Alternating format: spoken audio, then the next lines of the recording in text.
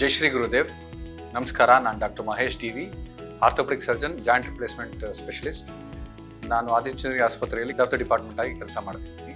ನಾನಿವತ್ತು ಮಂಡಿ ನೋವು ಮತ್ತು ಕೃತಕ ಕೀಲುರುಳಿಕೆ, ನೀ ರಿಪ್ಲೇಸ್ಮೆಂಟ್, ಜಾಯಿಂಟ್ ರಿಪ್ಲೇಸ್ಮೆಂಟ್ ಬಗ್ಗೆ ಮಾತಾಡಲು ಇಚ್ಛಿಸುತ್ತೇನೆ.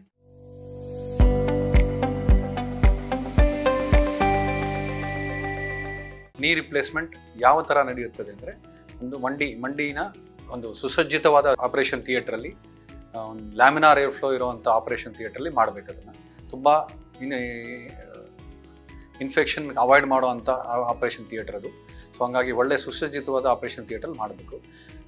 ಮಂಡಿನ ಒಂದು 15ರಿಂದ 20 ಸೆಂಟಿಮೀಟರ್ ಓಪನ್ ಮಾಡಿ ಮಂಡಿ ಚಿಪ್ನ ತಿರುಗಿಸ್ಬಿಟ್ಟು 1 ಸೆಂಟಿಮೀಟರ್ ಆ ಕಡೆ ಈ ಕಡೆ ಕಟ್ ಮಾಡ್ತೀವಿ. ಸೌದಿರೋ ಭಾಗ ಅಂದರೆ ತುಂಬ ಸೌದಿರೋ ಭಾಗನ ಕಟ್ ಮಾಡಿ ತೆಗೆದುಬಿಟ್ಟು ಆಮೇಲೆ ಶಾಂಫರ್ ಕಟ್ ಮಾಡಿ ಮೇಲ್ಗಡೆ ಒಂದು ಹೈ ಕ್ವಾಲಿಟಿ ಇಂಪ್ಲಾಂಟ್ ಫೀಮರ್ಗೆ ಅಂದರೆ ಮೇಲ್ಗಡೆ ತೊಡೆಯ ಮೂಳೆಗೆ ಒಂದು ಫೀಮರ್ ಇಂಪ್ಲಾಂಟ್ ಮತ್ತು ಟಿಬಿಯಾ ಇಂಪ್ಲಾಂಟ್ ಕೆಳಗಡೆ ಹಾಕಿ ಮಧ್ಯದಲ್ಲಿ ಒಂದು ಇನ್ಸರ್ಟ್, ಪಾಲಿಥಿಲಿನ್ ಇನ್ಸರ್ಟ್ ಅಂತ ಹಾಕಿ ಮಂಡಿನ ಕೃತಕ ಅಳವಡಿಕೆ ಮಾಡ್ತೀವಿ. ಅದಾದಮೇಲೆ ವೂಂಡ್ ಹೀಲಿಂಗ್ ಅಂದರೆ ವೂಂಡ್ ಹೀಲಿಂಗ್ ಯಾವ ಥರ, ಆಪರೇಷನ್ ಆದಮೇಲೆ ಯಾವ ಥರ ಇರಬೇಕು ಪೇಷಂಟು ಫಿಸಿಯೋಥೆರಪಿ ತುಂಬ ಇಂಪಾರ್ಟೆಂಟ್. ಆಪರೇಷನ್ ಎಷ್ಟು ಇಂಪಾರ್ಟೆಂಟು, ಜಾಯಿಂಟ್ ರಿಪ್ಲೇಸ್ಮೆಂಟ್ ಆದಮೇಲೆ ಫಿಸಿಯೋಥೆರಪಿನೇ ತುಂಬಾ ಇಂಪಾರ್ಟೆಂಟು. ಎರಡನೇದು ವೂಂಡ್ ಹೀಲಿಂಗ್. ವೂಂಡನ್ನ ಗಾಯನ ನೆನೆಸ್ಕೊಳ್ದೆ ಹಾಳು ಮಾಡ್ಕೊಳ್ದೆ ನೀಟಾಗಿ ನೋಡ್ಕೋಬೇಕು. ಕ್ಲೀನಾಗಿರೋ ಡ್ರೆಸ್ಸಿಂಗಲ್ಲಿ ಕ್ಲೀನ್ ಮಾಡಬೇಕು. ಫಿಸಿಯೋಥೆರಪಿಯಲ್ಲಿ ಕ್ವಾಡ್ರಿಸೆಪ್ಸ್ ಎಕ್ಸಸೈಸ್ ಅಂತ ತುಂಬ ಇಂಪಾರ್ಟೆಂಟು. ಮಂಡಿನ ಬಗ್ಗಿಸ್ಬೇಕು, ಎಷ್ಟಾಗುತ್ತೋ ಅಷ್ಟು ಬಗ್ಗಿಸ್ಬೇಕು. ಎಕ್ಸಸೈಸ್ ತುಂಬ ಮಾಡಬೇಕು. ಒಂದು ಹಲವಾರು ಥರದ ಕ್ವಾಡ್ರಿಸೆಪ್ಸ್ ಎಕ್ಸಸೈಸ್ ಇದೆ, ಅದು ಎಲ್ಲವೂ ಫಿಸಿಯೋಥೆರಪಿಸ್ಟ್ ಹೇಳ್ಕೊಡ್ತಾರೆ. ಆ ಥರ ರೆಗ್ಯುಲರಾಗಿ ಮಾಡಬೇಕು. 1ರಿಂದ ಆಲ್ಮೋಸ್ಟ್ 1 ಮಂತ್ ನಾರ್ಮಲ್ ಟೈಮ್ ಬೇಕಾಗುತ್ತೆ ರಿಕವರಿಗೆ. 1 or 2 ಡೇಸಿಂದನೇ ನಡ್ಸೋಕ್ಕೆ ಶುರು ಮಾಡ್ತೀವಿ. Patient can walk immediately. 1 or 2 days later they can climb stairs, they can walk around. ಇನ್ನು ನಡೆಯೋದಕ್ಕೆ ತೊಂದರೆ ಇರೋದಿಲ್ಲ, ಓಡಾಡೋಕ್ಕೆ ತೊಂದರೆ ಇರೋದಿಲ್ಲ. ಅದು ಆಪರೇಷನ್ ಆದಮೇಲೆ ಕುಕ್ಕರ್ಗಾಲ ಅಂದರೆ ಕೆಳಗಡೆ ನೆಲದ ಮೇಲೆ ಕೂತ್ಕೋಬಾರ್ದು. ಕುಕ್ಕರ್ಗಾಲ ಚಕ್ಕಲ್ ಬಕ್ಲ ಕೂತ್ಕೋಬಾರ್ದು. ಇಂಡಿಯನ್ ಟಾಯ್ಲೆಟ್ ಯೂಸ್ ಮಾಡಬಾರ್ದು. ಕಮೋಡ್ ಥರ ಯೂಸ್ ಮಾಡಬೇಕು. ಸ್ಟೆಪ್ಸ್ ಎಲ್ಲ ಹತ್ಬೋದು, ನೋವು ಕಡಿಮೆ ಆಗುತ್ತೆ. ಮಂಡಿ ನೋವು ಮೊದಲೇ ಇದ್ದಂಥ ಮಂಡಿ ನೋವು ಪೇಷಂಟ್ಗಳಿಗೆ ಕಡಿಮೆ ಆಗುತ್ತೆ. ಯಾವಾಗ ಈ ಮಂಡಿ ಆಪರೇಷನ್ ಮಾಡಬೇಕು, ಯಾವ ಥರ ಇದ್ದಾಗ ಮಂಡಿ ಆಪರೇಷನ್ ಮಾಡಬೇಕು ಅಂದರೆ ಅದರಲ್ಲಿ ಟೈಪ್ಸ್ ಇದೆ. ನಾವು ಎಕ್ಸ್ರೇ ಮಾಡಿಬಿಟ್ಟು ಪೇಷಂಟು ಪ್ರೆಸೆಂಟ್ ಮಾಡ್ತಾರೆ.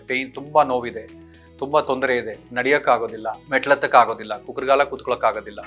ಸೊ ಆ ಟೈಮಲ್ಲಿ ಎಕ್ಸ್ರೇ ಮಾಡಿ ನೋಡ್ತೀವಿ. ಎಕ್ಸ್ರೇ ಮಾಡಿಬಿಟ್ಟು ಅದರಲ್ಲಿ ಗ್ರೇಡಿಂಗ್ ಇದೆ. ಗ್ರೇಡ್ 0ಯಿಂದ 4ವರೆಗೂ ಗ್ರೇಡಿಂಗ್ ಇದೆ.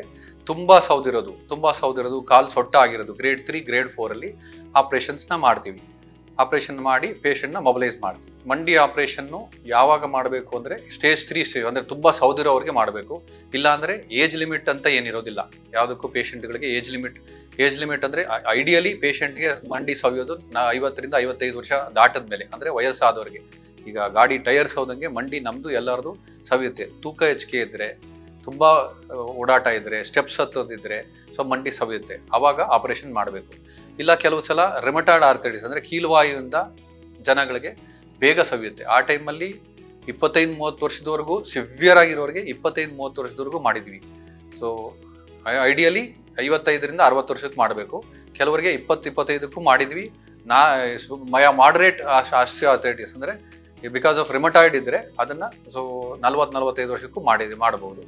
ಏಜ್ ಲಿಮಿಟ್ ಅಂತ ಏನಿರೋದಿಲ್ಲ, ಯಾಕಂದರೆ ಮಂಡಿ ಸವಿಯೋದೇ 55-60 ವರ್ಷ ಆದಮೇಲೆ. ಆದ್ದರಿಂದ ಸೊ ಅದನ್ನು 70-80ವರೆಗೂ ಮಾಡ್ಬೋದು. ಮಂಡಿ ನೋವಿಗೆ ಆಪ್ರೇಷನ್ ಮಾಡ್ಬೋದು.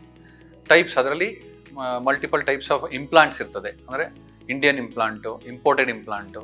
ಸೊ ಅದನ್ನು ನಾವು ಎಲ್ಲ ಥರವಾದ ಇಂಪ್ಲಾಂಟ್ಸ್ನ ಇಟ್ಕೊಂಡು ರೆಡಿ ಮಾಡಿಕೊಂಡು ಮಾಡ್ತೀವಿ.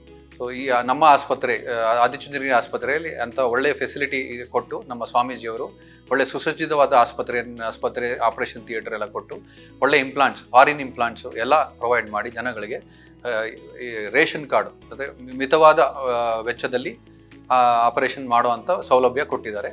ಅದನ್ನು ಜನಗಳು ಸದುಪಯೋಗ ಪಡಿಸ್ಕೋಬೇಕು ಅಂತ ನಮ್ಮ ವಿನಂತಿ. ವಿತೌಟ್ ಆಪರೇಷನ್ ಅಂದರೆ ತುಂಬ ಪೇಯ್ನ್, ಯಾಕೆಂದರೆ ಈಗ ಮಾತ್ರೆಗಳು ತಗೊಂಡು ಗ್ಯಾಸ್ಟ್ರಿಕ್ ಆಗುತ್ತೆ, ಕಿಡ್ನಿ ಹಾಳಾಗುತ್ತೆ. ಸೊ ಅವಾಗ ಏನು ಮಾಡ್ತೀವಿ, ಅದನ್ನು ಕಾಂಪ್ಲಿಕೇಶನ್ಸ್ ಹೆಚ್ಚಿಗೆ ಆಗುತ್ತೆ. ಅದರಿಂದ ಗ್ರೇಡ್ 3, ಗ್ರೇಡ್ 4ಅಲ್ಲಿ ಏನೇ ಮಾಡಿದ್ರು, ಏನೇ ಎಕ್ಸ್ಟ್ರಲ್ಲಿ ಮಾಡಿದ್ರು, ಆಯಿಂಟ್ಮೆಂಟ್ ಹಚ್ಕೊಂಡ್ರೆ, ಮಾತ್ರೆಗೆ ತೊಗೊಂಡ್ರೆ ನೋವು ಕಡಿಮೆ ಆಗುತ್ತೆ ಇಮಿಡಿಯೇಟಾಗಿ, ಮತ್ತೆ ವಾಪಸ್ ಇದ್ದೇ ಇರುತ್ತೆ. ಬಿಳಿ ಕೂದಲಿಗೆ ಬಣ್ಣ ಹಚ್ದಂಗೆ. ಸೊ 4 ದಿನ ಬಿಳಿ ಕೂದಲಿಂದ ಕಪ್ಪು ಬಣ್ಣ ಆಗುತ್ತೆ, ಮತ್ತೆ ವಾಪಸ್ ಬಿಳಿ ಕೂದಲು ಆ ಥರ. ಸೊ ಮಂಡಿ ನೋವಿನ ಮಾತ್ರೆಗಳು, ಅನಾಲ್ಜೆಸಿಕ್ಸ್, ಫಿಸಿಯೋಥೆರಪಿ ಏನು ಮಾಡಿದ್ರು ಸ್ವಲ್ಪ ದಿನ ಮಾತ್ರ ನೋವು ಕಡಿಮೆ ಆಗುತ್ತೆ, ಮತ್ತೆ ಅವರಿಗೆ ನೋವು ಇದ್ದೇ ಇರುತ್ತೆ. ಜನಗಳು ತುಂಬ ನೋವಿನ ಮಾತ್ರೆಗಳು ತಗೊಂಡು ಕಿಡ್ನಿ ಹಾಳಾಗೋದು, ಕೆಲವರು ಸ್ಟೀರಾಯ್ಡ್ಸ್ ತಗೋತಾರೆ. ಸ್ಟೀರಾಯ್ಡ್ಸು ತುಂಬ ತೊಂದರೆ, ಇಮಿಡಿಯೇಟಾಗಿ ನೋವು ಕಡಿಮೆ ಆಗುತ್ತೆ, ಆದರೆ ಅದು ಎಲ್ಲ ಆರ್ಗನ್ಸ್ನ ತೊಂದರೆ ಮಾಡುತ್ತೆ. ಅನಾಲ್ಜೆಸಿಕ್ಸ್ ಅಂದರೆ ನೋವಿನ ಮಾತ್ರೆಗಳು, ಅದು ಗ್ಯಾಸ್ಟ್ರಿಕ್ ಆಗುತ್ತೆ, ಪೆಪ್ಟಿಕ್ ಅಲ್ಸರ್ ಆಗುತ್ತೆ, ಹೊಟ್ಟೆ ಪರ್ಫರೇಷನ್ಸ್ ಆಗುತ್ತೆ, ಸೊ ಆ ಕಿಡ್ನಿ ಹಾಳಾಗುತ್ತೆ. ಅದೆಲ್ಲ ಅವಾಯ್ಡ್ ಮಾಡೋದ್ರಿಂದ ಮಾಡೋದು ಸರ್ಜರಿ ಒಂದೇ. ಸರ್ಜರಿಯಿಂದ ಒಳ್ಳೇದಾಗುತ್ತೆ. ಸೊ ಮಂಡಿ ಸವಿಯೋದು ಯಾವಾಗ ಅಂದರೆ ತುಂಬ ಮೂಮೆಂಟ್ ಮಾಡಿದಾಗ, ತುಂಬ ಮಂಡಿ ಮಡಚುವಾಗ, ಮತ್ತು ಓವರ್ಲೋಡ್ ಆದಾಗ, ಅಂದರೆ ನಾವು ಹೆವಿ ವೆಯ್ಟ್ಸ್ ತೂಕ ನಮ್ದು ಹೆಚ್ಚಿಗೆ ಆದಾಗ. ಸೊ ಈಗ ಗಾಡಿದು ಟೈರ್ಸ್ ಬೇಗ ಸವಿಯುತ್ತೆ ಅಂದರೆ ಯಾವುದು, ನಾವು ಅದ್ರಿಗೆ ತೂಕ ಹೆಚ್ಚಿಗೆ ಆಗ್ತಿದ್ದೀವಿ. ಅದೇ ಥರ ನಮ್ಮದು ಬಾಡಿದು ತೂಕ ಹೆಚ್ಚಿಗೆ ಆದಾಗ ಸವಿಯುತ್ತೆ. ಸೊ ವರ್ಕೌಟ್ ಮಾಡೋದ್ರಿಂದ ಸವಿಯೋ ಥರ ಏನು ಆಗೋದಿಲ್ಲ. ಸೊ ಜಿಮ್ಮಿಂದ ವರ್ಕೌಟ್ ಮಾಡೋದ್ರಿಂದ ಆ ಥರದಿಂದ ಏನು ಮಂಡಿ ಸವಿತ ಆಗೋದಿಲ್ಲ. ಫುಡ್ ಪ್ರಿಕಾಷನ್ಸ್ ಅಂದರೆ ವೆಯ್ಟ್ ರಿಡಕ್ಷನ್ಸ್ಗೆ ಏನು ನಾರ್ಮಲಾಗಿ ತಗೋತೀವಿ, ಫ್ಯಾಟ್ ಅಂಶನ ಕಡಿಮೆ ಮಾಡಬೇಕಾಗತ್ತೆ. ಈವನ್ ಸಮ್ ಲೈಕ್ ಪೊಟ್ಯಾಟೋಸ್ ಅಂಥದ್ದೆಲ್ಲ ಸ್ವಲ್ಪ ಇದು ಪಾಲಿಆರ್ಥ್ರೈಟಿಸ್ ಹೆಚ್ಚಿಗೆ ಮಾಡುವಂಥ ಫುಡ್ನ ಕಡಿಮೆ, ಆಯಿಲ್ ಪದಾರ್ಥ ಎಲ್ಲ ಕಡಿಮೆ ಮಾಡಬೇಕಾಗುತ್ತೆ. ಅದು ಹೆಲ್ಪ್ ಮಾಡುತ್ತೆ, ಜನರಲ್ ಪ್ರೋಟೀನ್ ಮತ್ತು ಕ್ಯಾಲ್ಶಿಯಮ್ನ ಅಬ್ಸಾರ್ಪ್ಷನ್ನ ಹೆಲ್ಪ್ ಮಾಡುತ್ತೆ. ಸೊ ಕ್ಯಾಲ್ಶಿಯಮ್ ಕೊಡೋದಕ್ಕೆ ಬಾಡಿಗೆ ಹೆಲ್ಪ್ ಮಾಡುತ್ತೆ. ಸೊ ಕ್ಯಾಲ್ಶಿಯಮ್ ಸ್ಟ್ರೆಂತಿಂದ ಒಳ್ಳೆ ಬೋನು ಮತ್ತು ಸವಿಯೋದು ಕಡಿಮೆ ಆಗುತ್ತೆ. ಸೊ ಅದರಿಂದ yes, it is helpful. Operation ಆದಮೇಲೆ ಐಡಿಯಲಿ ರೆಸ್ಟ್ ಅಂತೇನಿಲ್ಲ, ಈವನ್ ಆಪರೇಷನ್ ಆಗಿ 2 ದಿನಕ್ಕೆ ನಡೆಸ್ತೀವಿ. ಸೊ ಸ್ವಲ್ಪ ಪೇಯ್ನ್ ಇರುತ್ತೆ, ಒಂದು 3 to 5 days ಜೋರಾಗೇ ಇರುತ್ತೆ.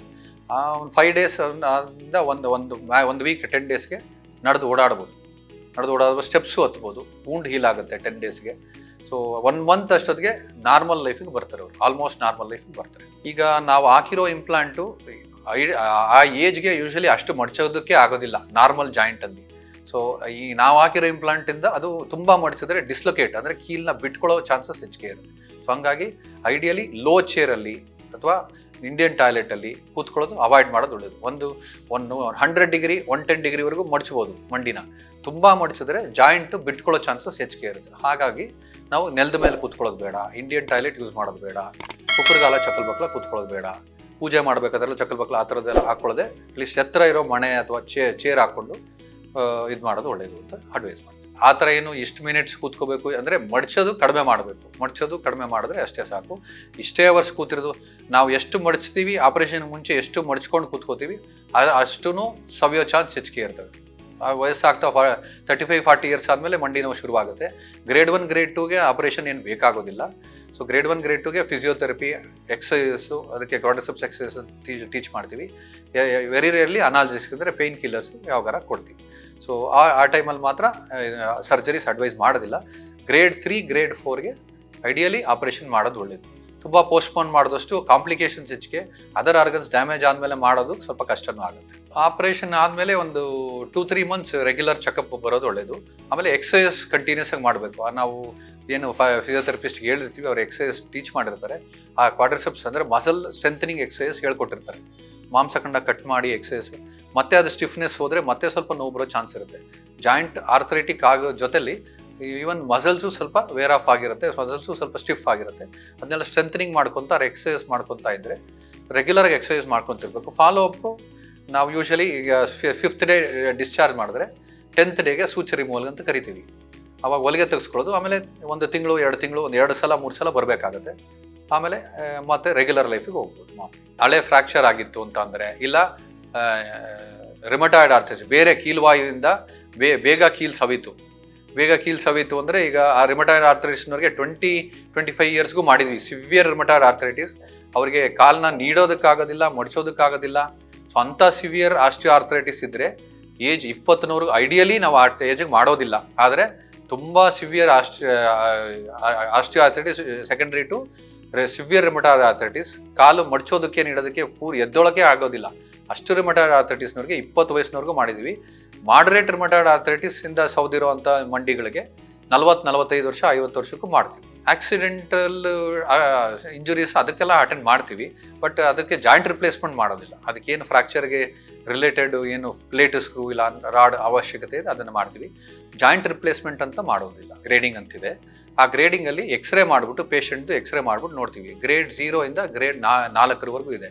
ಗ್ರೇಡ್ 0 ಅಂದರೆ ಎಕ್ಸ್ರೇಲಿ ಏನು ಎಕ್ಸ್ರೇಲಿ ಜಾಯಿಂಟ್ ನ್ಯಾರೋಯಿಂಗ್ ಇರೋದಿಲ್ಲ, ಆಸ್ಟಿಯೋಆರ್ಥ್ರೈಟಿಸ್ ಸೈನ್ಸ್ ಏನೂ ಇರೋದಿಲ್ಲ. ಗ್ರೇಡ್ 1 ಅಂದರೆ ಸ್ವಲ್ಪ ಜಾಯಿಂಟ್ ನ್ಯಾರೋಯಿಂಗ್, ಅಂದರೆ ಜಾಯಿಂಟ್ ಇಷ್ಟು ಸ್ಪೇಸ್ ಇರಬೇಕು ಅಂತ ಇರುತ್ತೆ, ಅದಕ್ಕಿಂತ ಕಡಿಮೆ ಆಗಿಬಿಟ್ಟಿರುತ್ತೆ. ಆಮೇಲೆ ಆಸ್ಟಿಯೋಫೈಟ್ಸ್ ಅಂದರೆ ಎಕ್ಸ್ಟ್ರಾ ಬೋನ್ ಗ್ರೋತ್ ಥರ, ಎಕ್ಸ್ಟ್ರಾ ಬೋನ್ ಇದ್ರ ಥರ ಇರುತ್ತೆ. ಸೊ ಆದರೆ ಮೈಲ್ಡ್ ಇರುತ್ತೆ ಗ್ರೇಡ್ 1ಅಲ್ಲಿ. ಗ್ರೇಡ್ 2ಅಲ್ಲಿ ತುಂಬ ಸ್ವಲ್ಪ ಎಕ್ಸ್ಟ್ರಾ ಅರ್ಧಕ್ಕಿಂತ ಹೆಚ್ಚಿಗೆ ಜಾಯಿಂಟ್ ನ್ಯಾರೋಯಿಂಗ್ ಆಗಿರುತ್ತೆ, ಮತ್ತು ಆಸ್ಟಿಯೋಫೈಟ್ಸ್ ಹೆಚ್ಚಿಗೆ ಆಗಿರುತ್ತೆ.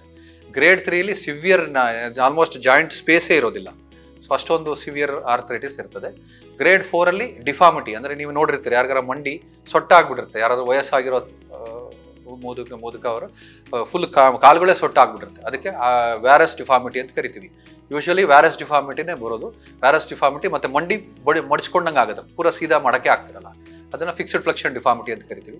ಸೊ ಆ ಥರದನ್ನೆಲ್ಲ ಇದ್ದರೆ ಗ್ರೇಡ್ 3 ಮತ್ತು ಗ್ರೇಡ್ 4 ಅಲ್ಲಿ ಆಪರೇಷನ್ ಮಾಡೋದು ಒಳ್ಳೆಯದು. ಈವನ್ ಅಂಶಗಳು ಫಿಲ್ಟರ್ ಆಗೋದ್ರಿಂದ ಅಥವಾ ಆ ಥರದ್ದೇನು ಬರೋದಿಲ್ಲ. ಕ್ಯಾಲ್ಶಿಯಂ ನಾವು ಬಿಸಿಲಿಗೆ ಎಕ್ಸ್ಪೋಸ್ ಆಗಬೇಕು, ಕ್ಯಾಲ್ಶಿಯಂ ಕಂಟೆಂಟ್ ಇರೋಂಥ ಫುಡ್ ತೊಗೋಬೇಕು, ಕ್ಯಾಲ್ಶಿಯಂ ಟ್ಯಾಬ್ಲೆಟ್ಸ್ ತೊಗೋಬೇಕು, ಅದರಿಂದ ಹೆಲ್ಪ್ ಆಗುತ್ತೆ. ಇದು ಫಿಲ್ಟರ್ ವಾಟರಿಂದ ಅದಕ್ಕೂ ಸಂಬಂಧ ಇಲ್ಲ. ಐಡಿಯಲಿ ನಾವು ತುಂಬ ಕೆಳಗಡೆ ಕೂತ್ಕೊಳ್ಳೋದು ಅವಾಯ್ಡ್ ಮಾಡಬೇಕು ಮೊದಲಿಂದನೇ. ಸೊ ಅರೌಂಡ್ 35-40 ಇಯರ್ಸಿಂದ ನೆಲದ ಮೇಲೆ ಕೂತ್ಕೊಳ್ಳೋದು, ಇಂಡಿಯನ್ ಟಾಯ್ಲೆಟ್ ಯೂಸ್ ಮಾಡೋದು ಅವಾಯ್ಡ್ ಮಾಡಿದಷ್ಟು ಅದು ಮೂವ್ಮೆಂಟ್ ಹೆಚ್ಚಿಗೆ ಆಗಿ ಮತ್ತು ವೇರ್ ಆಫ್ ಆಗೋ ಚಾನ್ಸ್ ಇರ್ತದೆ.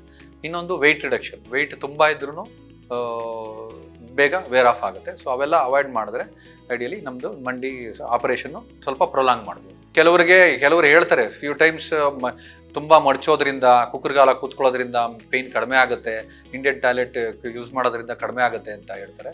ಬಟ್ ಅದು ಇಲ್ಲ, ಅದನ್ನು ವೇರ್ ಆಫ್ ಹೆಚ್ಚಿಗೆ ಮಾಡುತ್ತೆ ಅದು. ಸೊ ಹಂಗಾಗಿ ಐಡಿಯಲಿ ಇಂಡಿಯನ್ ಟಾಯ್ಲೆಟ್ ಯೂಸ್ ಮಾಡೋದು ಆಫ್ಟರ್ 40-45 ಇಯರ್ಸ್ ಒಳ್ಳೇದಲ್ಲ. ಮಂಡಿಗೆ ಅಂದರೆ ಜಾಯಿಂಟ್ಗಳನ್ನ ನಾವು ಚೆನ್ನಾಗಿ ನೋಡ್ಕೋಬೇಕು. ನಮ್ದು ಯಾವುದೇ ಇದಾದರೂ ಜಾಯಿಂಟ್ಗಳು ಚೆನ್ನಾಗಿ ನೋಡ್ಕೋಬೇಕು, ಹೆಲ್ತನ್ನು ಚೆನ್ನಾಗಿ ನೋಡಬೇಕು, ಒಳ್ಳೆ ಫುಡ್ ತಿನ್ನಬೇಕು, ವೆಯ್ಟ್ನ ಕರೆಕ್ಟಾಗಿ ಮೇಂಟೈನ್ ಮಾಡಬೇಕು, ರೆಗ್ಯುಲರ್ ವರ್ಕೌಟ್ ಮಾಡಿ, ವಾಕಿಂಗ್ ಮಾಡೋದ್ರಿಂದ ಏನು ವೇರ್ ಆಫ್ ಆಗೋದಿಲ್ಲ. ತುಂಬ ಕುಕ್ಕರ್ಗಾಲ ಕೂತ್ಕೊಳ್ಳೋದು, ಸ್ಟೆಪ್ಸ್ ಹತ್ತೋದು ಅವಾಯ್ಡ್ ಮಾಡಬೇಕು. ವೆಯ್ಟ್ ರಿಡಕ್ಷನ್ ಮಾಡಿ ಆಸ್ಟಿಯೋಆರ್ಥ್ರೈಟಿಸ್ನ ಪೋಸ್ಟ್ಪೋನ್ ಮಾಡ್ಬೋದು, ಆಪ್ರೇಷನ್ ರಿಕ್ವೈರ್ಮೆಂಟ್ನ ಪೋಸ್ಟ್ಪೋನ್ ಮಾಡ್ಬೋದು. ಫುಡ್ ಲೈಕ್ ಫ್ಯಾಟ್ಸ್ ಅನ್ನೋದು ಕೊಬ್ಬಿನಂಶ ಹೆಚ್ಚಿಗೆ ಇರೋವಂಥದ್ದು.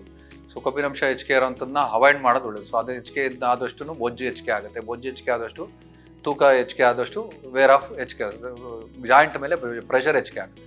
ಪ್ರೆಷರ್ ಹೆಚ್ಚಿಗೆ ಆದಾಗ ಸ್ವಲ್ಪ ಅವರಿಗೆ ವೇರ್ ಆಫ್ ಹೆಚ್ಚಿಗೆ ಆಗೋದ್ರಿಂದ ಸೊ ಫುಡ್ ಆ ಫ್ಯಾಟ್ ಕಂಟೆಂಟ್ ಇರುವಂಥ ಫುಡ್ಗಳನ್ನ ಅವಾಯ್ಡ್ ಮಾಡೋದು ಒಳ್ಳೆಯದು. ಲೇಟೆಸ್ಟ್ ಹಾಗೂ ಇಂಟ್ರೆಸ್ಟಿಂಗ್ ಸುದ್ದಿಗಳಿಗಾಗಿ ಬಾಸ್ ಟಿವಿ ಕನ್ನಡ ಚಾನೆಲ್ನ ಸಬ್ಸ್ಕ್ರೈಬ್ ಮಾಡಿ, ಹಾಗೆಯೇ ಬೆಲ್ ಐಕಾನ್ ಪ್ರೆಸ್ ಮಾಡಿ. ಇದರ ಜೊತೆಗೆ ಫೇಸ್ಬುಕ್, ಇನ್ಸ್ಟಾಗ್ರಾಮ್, ಎಕ್ಸ್ನಲ್ಲೂ ಮಿಸ್ ಮಾಡದೆ ಫಾಲೋ ಮಾಡಿ.